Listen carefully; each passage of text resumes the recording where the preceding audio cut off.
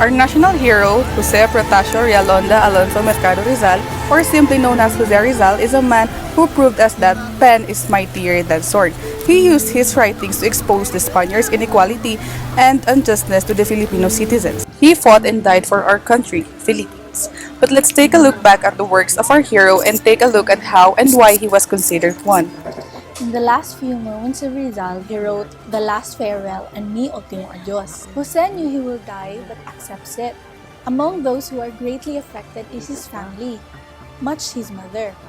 With great love, she begged and wrote a letter for Rizal. Oh, my son, is he okay? I'm so worried about him. Oh God, please help him. Maybe I should write a letter to the authority. To most excellent sir, I'm Theodora Alonso de Rizal, writing from Calamba, pleading with due respect for my son Jose Rizal. He was sentenced to death due to the rebellion against our country. With all my give and respect, please humble your hearts for the freedom of my child. He is innocent of all the accusations. Save him from this misery. This I beg of you. His mother's plea didn't change anything, and Rizal knew that there is nothing that his family could do. The execution is unstoppable. I know that I can't do anything to change the authorities' decision. They will let me pay for the sins they say I committed. Funny how life strikes. Well then, I'd better write my last few will to my family. To my family, I'm sorry for all the pain I caused you, but I know that I'll die, and you know that it's for the better. Let's just be happy that the Lord gave me peace before I die. Because of this, I have few things that I wanted to do. That is, to enjoy your life to the fullest. We only live once. Brothers and sisters, treat your parents as to what you want your children to treat you. Love them. And also, after you depart from this world, I would like you to do a few things. Then few days later, the awaited trial was held.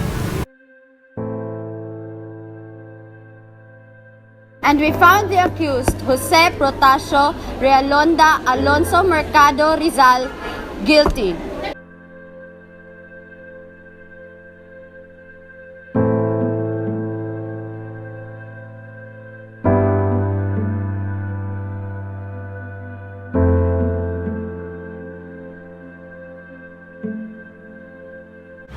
Uno, dos, tres!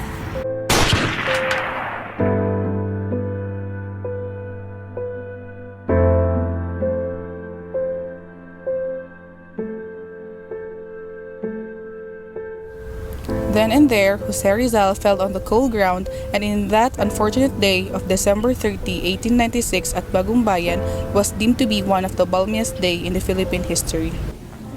So before Rizal died, he wrote a letter that contains how he wished to be buried. It said, and I quote, "Bury me in the ground at Paang Bundok, place a stone and a cross over it. You can include my name, date of my birth, and the date of my death, and nothing more. No anniversaries," he said. But it is ironic that we celebrate his death anniversary every year. After Jose's execution, Josephine, Pasiano, and Trinidad went to Cavite. Three of them arrived knocking at the home of Mrs. Potente, where Andres Bonifacio received them.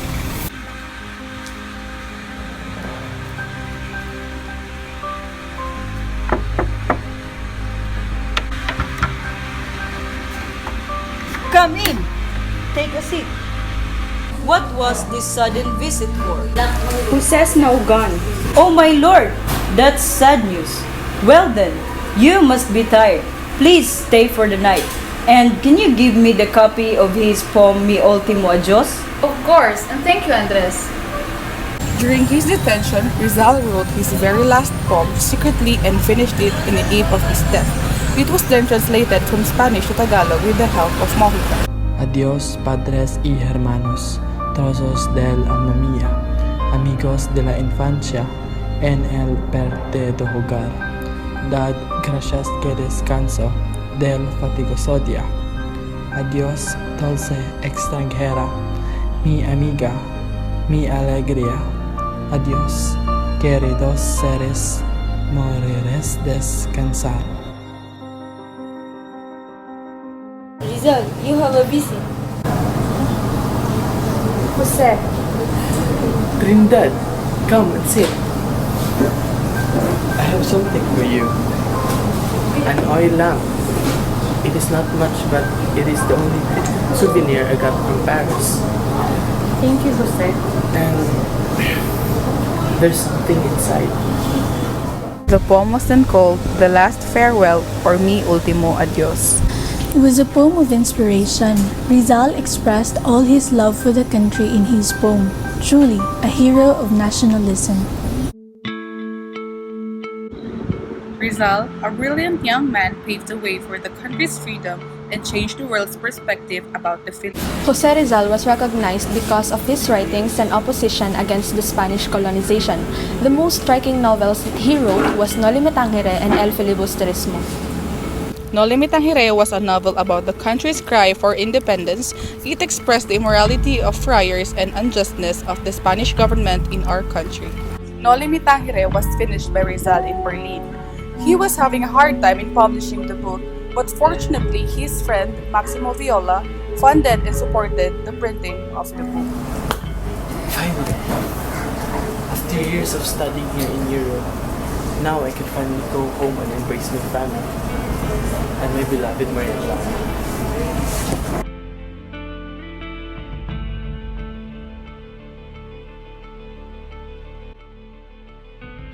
Is that you, Crisostomo? Yes, it's me. How are you? It's been so long. Oh, I'm fine. How about you? Oh wait, condolence. I'm sorry for your loss. Huh? What are you talking about? Oh, haven't you heard? Your father died in prison as a result of a quarrel with Padre Damaso. What? No way! Tell me this isn't true. Tell me this isn't happening. Good evening, Captain Tiago. I have a very important thing to say.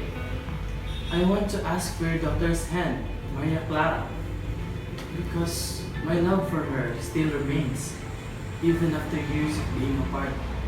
Okay, do you want to see her? Maria! Crisostomo!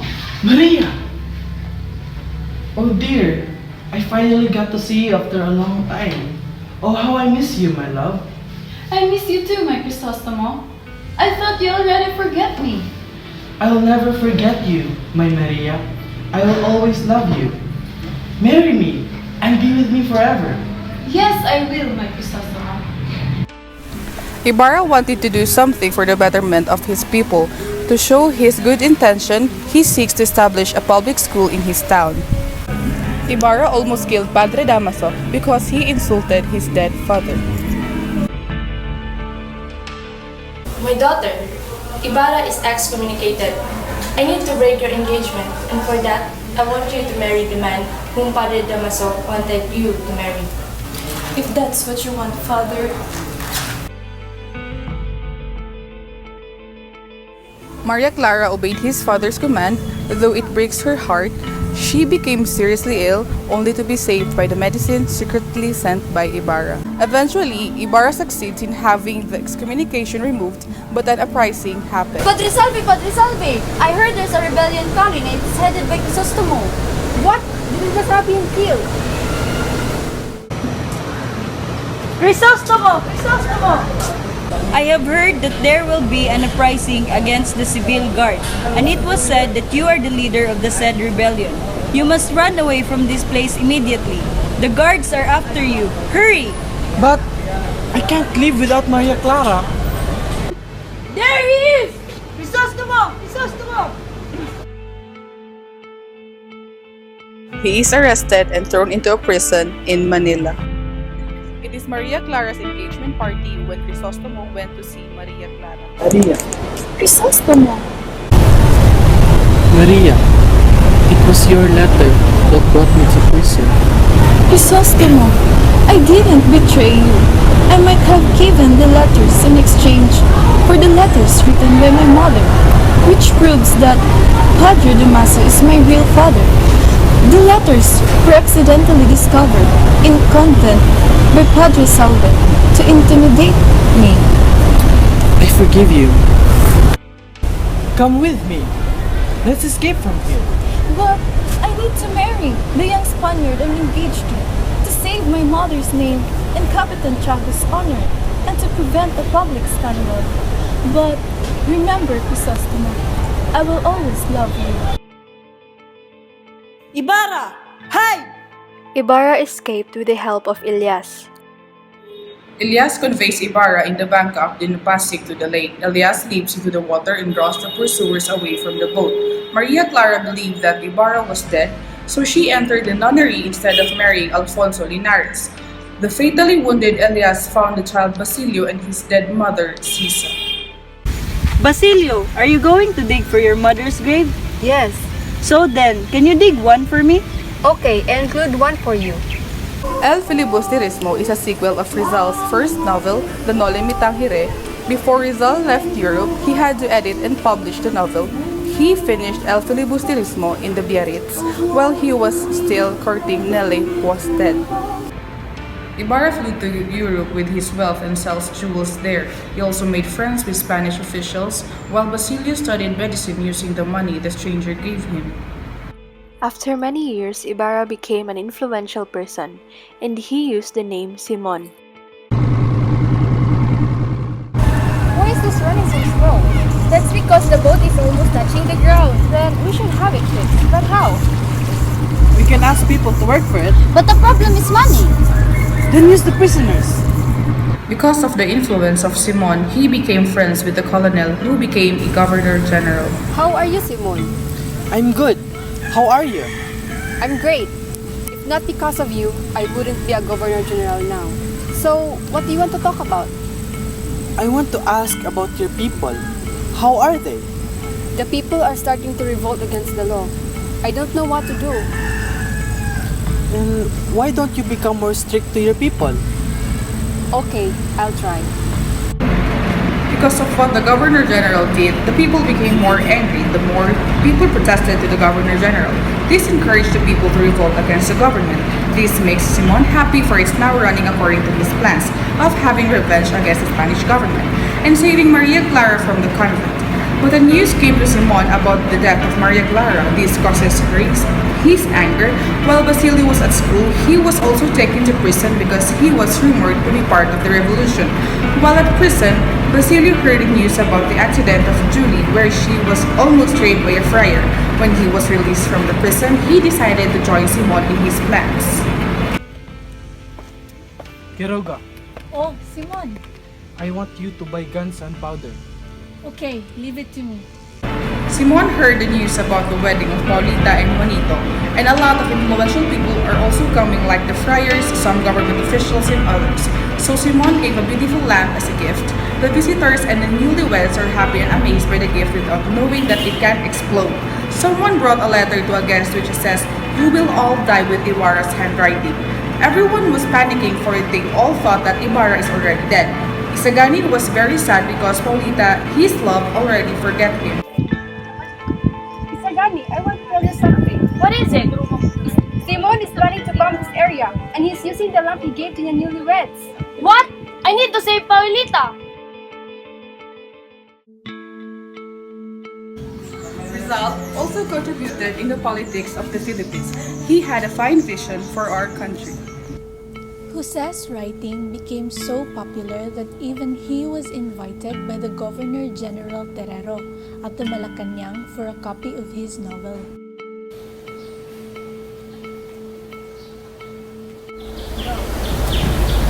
Brother, a telegram arrived for you.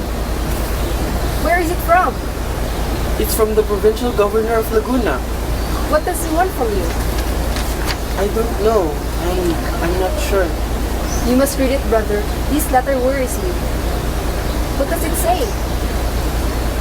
It's asking me to report to the Malacanang Palace. And The Governor General is asking for a copy of Noli Me Tangere. Malacanang and a copy of Noli Me Tangere? Would you go? I will, as I want to find out what the Governor General wants with a copy of the Noli. And I shall also try my chances in proposing my reforms. You have written a novel that has caused much comment. They told me there are subversive ideas in it. I want to read it. I have the intention of sending the copies to you, Your Excellency, and to the Archbishop. I just didn't get the chance. Very well. Now that I have a copy, I will read it. By the way, what are those papers you are holding? I didn't just come here to bring you the copy of Noli Me Tangere. I also come here in hopes that I can help. Help? Yes, this paper contains basic political reforms, such as the organization of administrative machinery and the adaptation of the comprehensive examination and the publication of its result, and allowing all Filipinos to have equal opportunity to the government office, and having justice as the foundation of the society and the government. Then I shall read and consider this. My gratitude, Governor. Rizal also supported the assimilation of the Philippines to Spain. The assimilation is about making the Philippines a province of Spain, making us its citizens. Brother, is it true that you're supporting the assimilation proposal? All the Filipinos are talking about it. I knew this would happen. I don't think that they had taken it in a good light. They don't think that the assimilation will grant us freedom. I didn't support the armed rebellion, but instead supported the assimilation proposal. Not because I didn't support the rebellion, but I believe the Filipinos are not yet prepared for it. Not prepared? But the Katipuneros have long prepared for this revolution. I know that, but for one, they lack arms. And I don't know the motives of those who will join it. What do you mean? You know, sister, I am afraid of what is about to happen. For the slaves of today will be tyrants of tomorrow. Noli Me Tangere is a book which can be our basis in the political ideals, stands, and beliefs of Rizal. It can be assumed that Crisostomo Ibarra's life story stands for Rizal's life. Noli Me Tangere denies the friars even the dignity of their convictions. Rizal was probably influenced by his studies in Spain, and he became an adherent of Spanish anti-clericalism. Tasio is another important character in Noli Me Tangere. He presents the freedom that Rizal experienced when he studied in Europe. He was a man of wisdom who was able to counsel and direct the main characters of the Noli. Rizal is an instrument in defining many things, and one among those are some key political terms. If he were alive today, Rizal too would question the way the priests are spending the money of the church and would be cheering whether these are used to build more schools for the poor. He would be more vigilant on the maladministration of justice for the people. He would have criticized the prevailing graft and corruption. Rizal's moral, political, spiritual, and economic legacies would apply to this day. Rizal was recognized as the most prestigious and most dedicated 19th century Filipino nationalist. Austin Coates suggests that Rizal was responsible for awakening Asia to the concept of nationalism. Though nationalism has a very vague meaning in his time, Rizal already has his own viewpoint. He said, "The reasons that originate in the lack of national sentiment are still more lamentable and transcendental. The lack of national sentiment brings another evil, moreover, which is the absence of all opposition to the measures prejudicial to the people and the absence of any initiative in whatever may redound to its good. A man in the Philippines is only individual. He is not a member of a nation. He is forbidden and denied the right of association and is therefore weak and sluggish." Rizal's concept of nationalism is parallel with that of Hanscom. Nationalism is the first and foremost a state of mind, an act of consciousness. It is a group consciousness that strives towards achieving homogeneity within the group. conformity, and like-mindedness, which will lead to and facilitate common action. According to the Family Encyclopedia, nationalism is the desire of the members of a nation to govern themselves and to protect their interests even at the expense of outsiders. So, it has been an explosively powerful political force. Rizal showed this national sentiment throughout his career, even as a youth, through his poem A la Juventud Filipina, which was dedicated to the youth. Rizal has this view that he must wake from its slumber the spirit of our country. He must first propose to his countrymen an example with which they can struggle against their bad qualities, and afterwards, when they reform, many writers will rise up and present our country to proud Europe. Rizal believed in a type of nationalism that would free his people from the friars and Spanish government control. So he emphasized freedom of speech, education, economic rights, open competition in the marketplace, and freedom of the press. The strongest aspect of his nationalism was his concept of local history. Rizal's concept of local nationalism was influenced by 300 years of Spain as an imperialistic conqueror. The Spanish government created many of the problems which allowed Philippine independence and nationalism to surface. There were 5 determining factors in the early development of Rizal's nationalism. So, number 1, he emphasized the importance of the Tagalog language and its impact upon the Philippines. Number 2, he was openly critical of the friars. And number 3, he defended Filipino civil rights. Number 4, he discovered the power of the pen. And lastly, he conceived a form of gradual nationalism. With Rizal's execution, they came together to create a modern Philippine nationalism. Rizal was not the only first Filipino, but the prime mover in Asia nationalism. Dr. Jose Rizal was not simply a doctor. He is also a philosopher, a poet, a writer, a mathematician, and most of all, an educator. He didn't attain a degree for education, but he was considered a teacher. But how is that even possible? Because of his ideas, knowledge, wisdom, and others that can be learned and can be discovered more. Rizal did not write any educational method on how to be a teacher. Therefore, we get the ideas of Rizal from his so many writings. No hero write as much as Rizal. He believes that a good teacher or professor must have an honorable personality in order to command respect from students. In later years, he was surrounded by revolutionists in Europe, and in the Philippines, he resolutely opposed the pathway of violence and clung to education not only in the theory, but by his examples. He decided that education was the hope of salvation for this country, and from this faith he did not serve to the end of his life. Dr. Austin of Oxford University said, Jose Rizal is one of the most documented heroes in the world because of his writings. He became not only the best educated Malays, but one of the most astonishingly versatile scholars of his day in any race.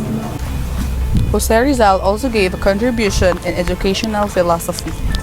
Rizal believed that in order to heed and to maintain authority, the teacher needs prestige, reputation, moral strength, and some freedom of action.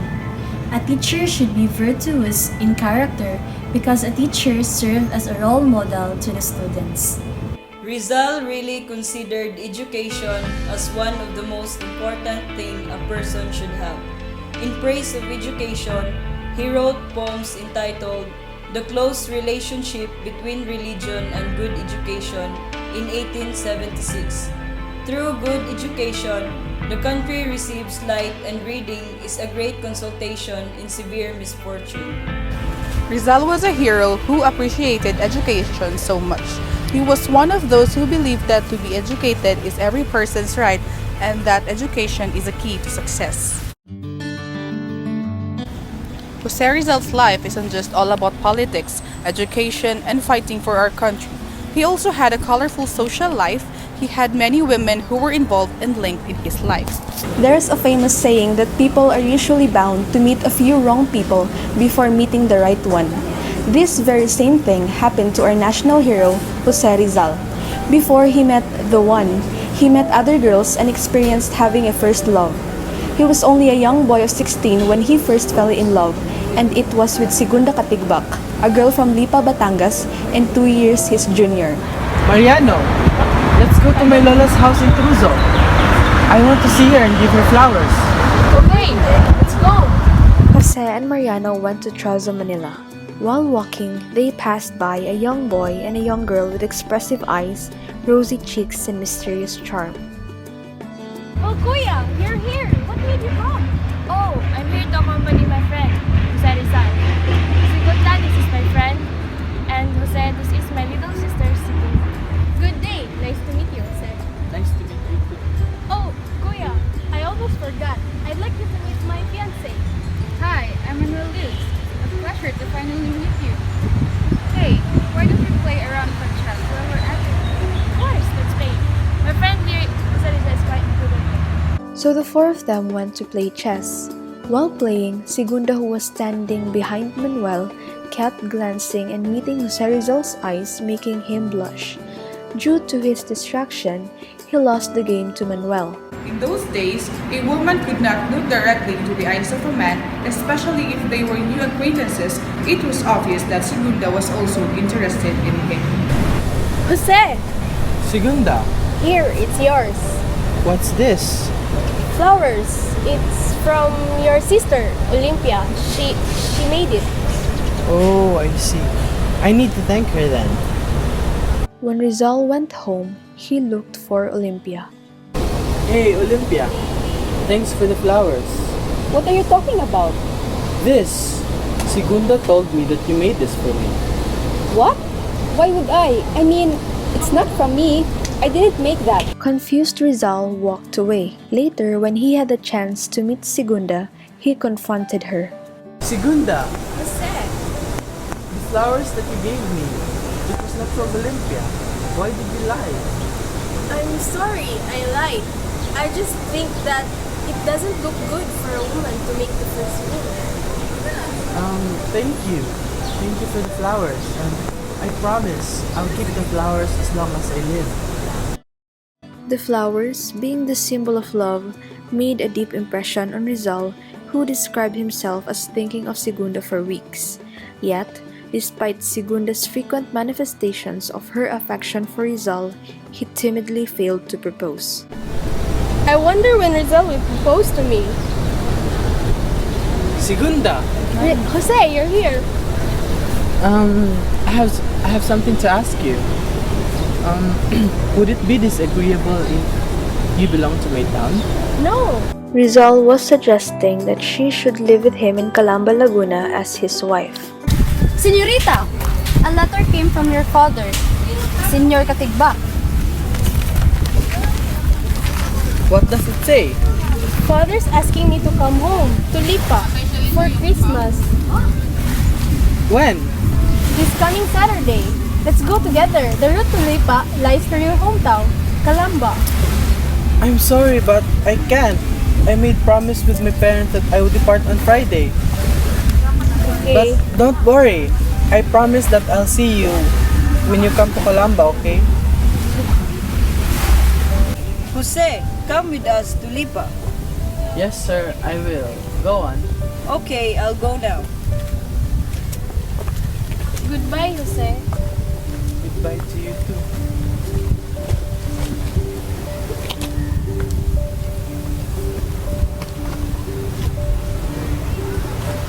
Jose, where are you going? This is the end. He returned home with his first romance ruined by his shyness and reserve. Poor Segunda, while waiting for Rizal to verbally reveal his feelings for her, waited in vain. She eventually got tired of waiting and married Manuel Luz. As most of us have experienced, time heals pain. It helps one to forget the first love, especially if another love of equal or greater intensity comes along. Rizal met La Concordian who captured his heart, the well-known Leonor Rivera. He met her on his junior year at UST when he stayed at his uncle's house. Jose! You're here. I've heard so much about you. Uncle, thank you so much for letting me stay here. No problem. You're a part of our family now. I want you to meet my daughter, Leonora Rivera. Hi, welcome to family. From then on, Leonor Rivera captured his heart, but despite of their love for each other, it was not enough to keep them together. Actually, before Rizal met his one true love, he met a lot of women. He met Gertrude Beckett, who was a blue-blooded English woman and the oldest daughter of a London church organist in whose house Rizal lodged when he went to visit London in 1888. There was also Consuelo Ortia Perez, who was a daughter of a liberal-minded Spanish official who once served in Manila during the Spanish era. Then there's Osi-san, a daughter of a Japanese nobleman who had a brief affair with Rizal when she was 23 and Rizal was 27. Her real name was Seiko Osoy. And then there's Susan Jacobi, a Belgian woman whom Rizal met when he stayed with the Jacobis for a certain time in an atmosphere of tranquility and congenial company. There it's undeniable that Rizal was called a ladies' man. Even after all these encounters with women, Rizal remained chaste until he met Josephine Bracken. Good morning. Good morning. May I know what you're here for? Sir, I am George Topper and this is my daughter Josephine. We are here to meet Dr. Rizal. Is he here? I am Dr. Rizal. Oh, finally we've met. I've heard a lot about you. You're famous and known throughout Europe. I came all the way to Hong Kong to seek for your medical advice. Hong Kong is quite far. I'll see what I can do. Come, sit. There was nothing Rizal could do to repair George Topper's eyesight. Instead of George being cured, it was Josephine who found new light in his desolate place. Rizal and Josephine fell in love. Josephine, I think it's about time that I tell you. I'm finally sure of my love for you. That's why I need to ask you this. Will you marry me? I'm sorry, but no! But why? My duty is to my father. Only him. Although blind, George sensed the bond growing between them. Don't you dare marry my daughter or I'll kill myself. When Josephine refused to marry Rizal, he sent her with a letter of introduction to his family. Once the church learned of Rizal and Josephine's relationship, Rizal was denounced from the prestigious Manila churches. Josephine got pregnant, and as a result, the couple was denounced by the friars. They regarded each other as a husband and wife, although they were not really married. According to Ambeth Ocampo, everywhere he lectures about Jose Rizal, one question never fails to arise in the open forum. Is it true that Adolf Hitler is the son of Jose Rizal? This controversy has been baffling Filipinos for decades until Manuel Quezon III did a research to find out how people could make up such a story. On 1887, Jose Rizal began his grand tour in Europe, and at the same year, Hitler was conceived. He went to Brunn, where he lost a diamond stick pin, and to Vienna, where he got his diamond stick pin, which was found by a maid in the hotel where Rizal stayed in Brunn. And at that time, Hitler's mother, Clara Polzel, who was at one time worked as a maid in Vienna. And according to the traveling companion of Jose Rizal, Maximo Viola, Rizal spent a night with an unknown Austrian woman. It is said that maybe Rizal left his stick pin at the room in which they spent the night together. And maybe Clara Pozzi, the woman he spent the night with, was the one who found it. Because if the maid that found the stick pin didn't know Rizal, it would be impossible for it to be returned to him, given that the place where he lost it and where he finds it are totally different. There is still confusion regarding this controversy. Very interesting to discovery would it be, but still, with all the digging, only God knows the truth behind this controversy. Rizal was even treated like a god. There were groups who looked up to Rizal as if he was a deity and living a life lived by Rizal. The followers of Rizal were called the Rizalists.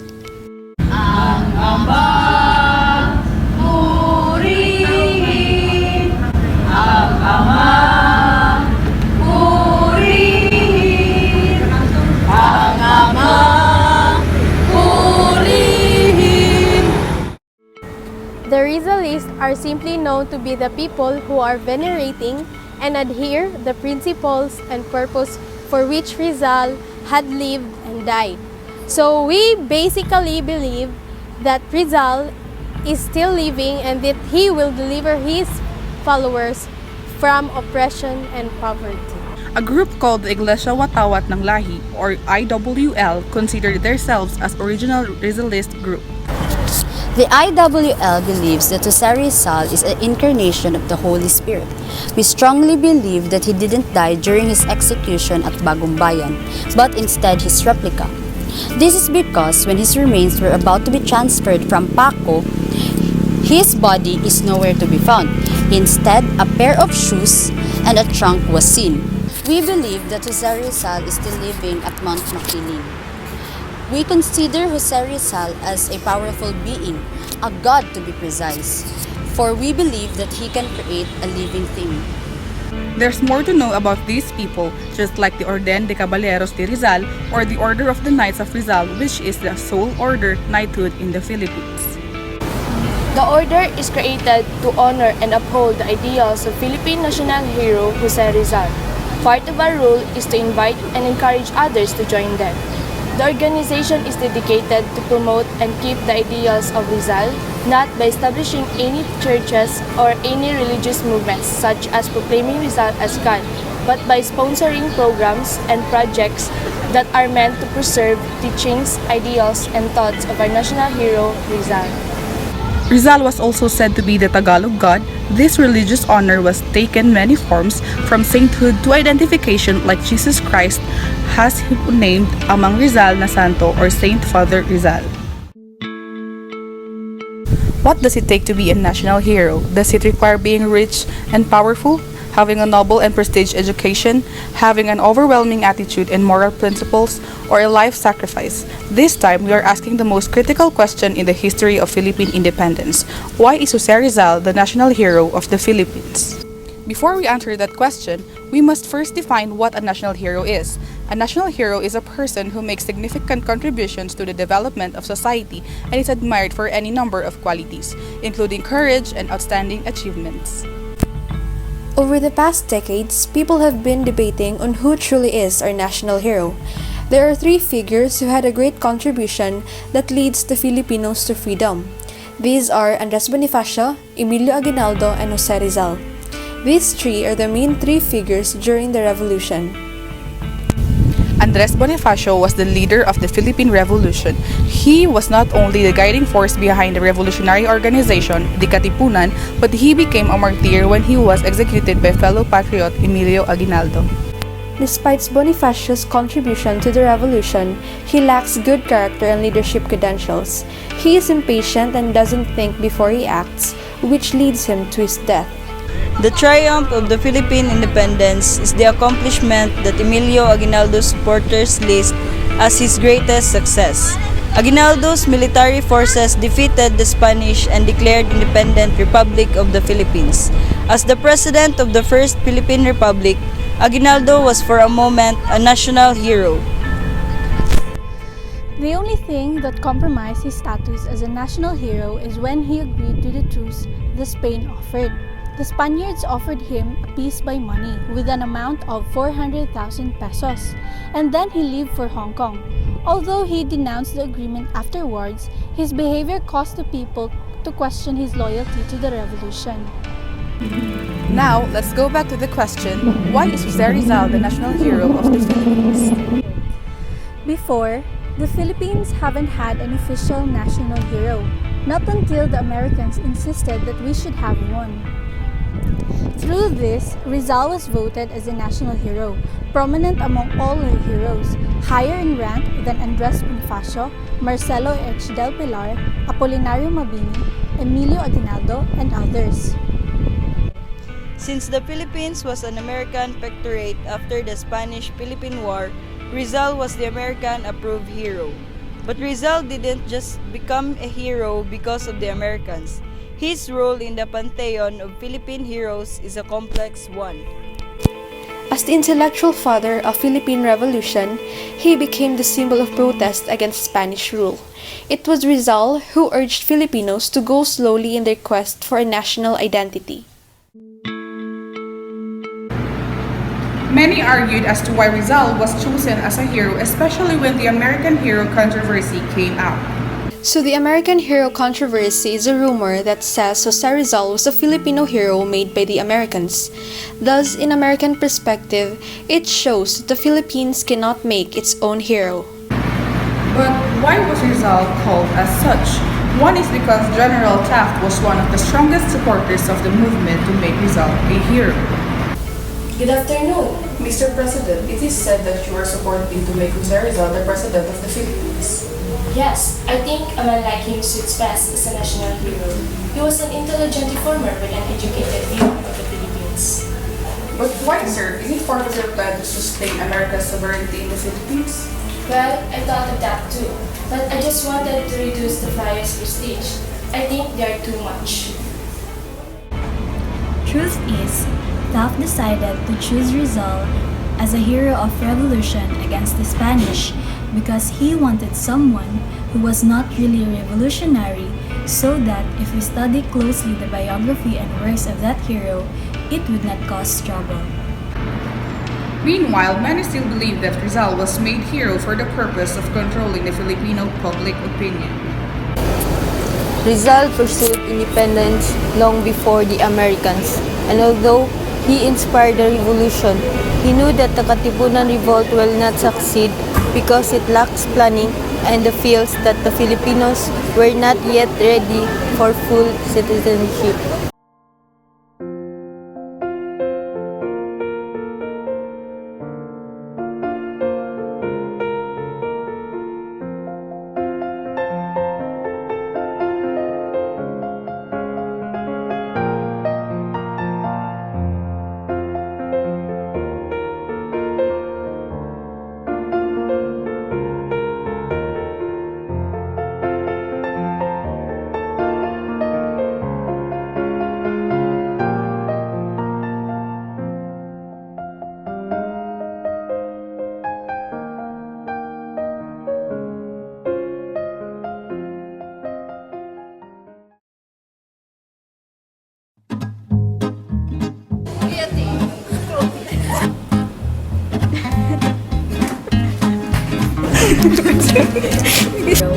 It would Higher. Philippines was an American. In our politics group. My daughter.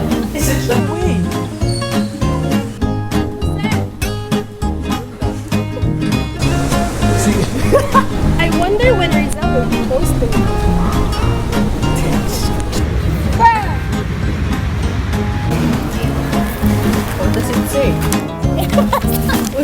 What does it say? My gratitude, your government.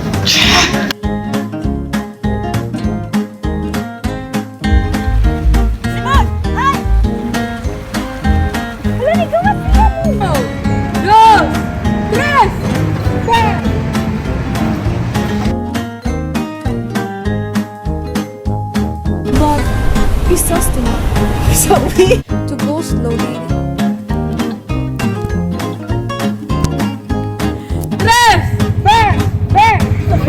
Action! Ma!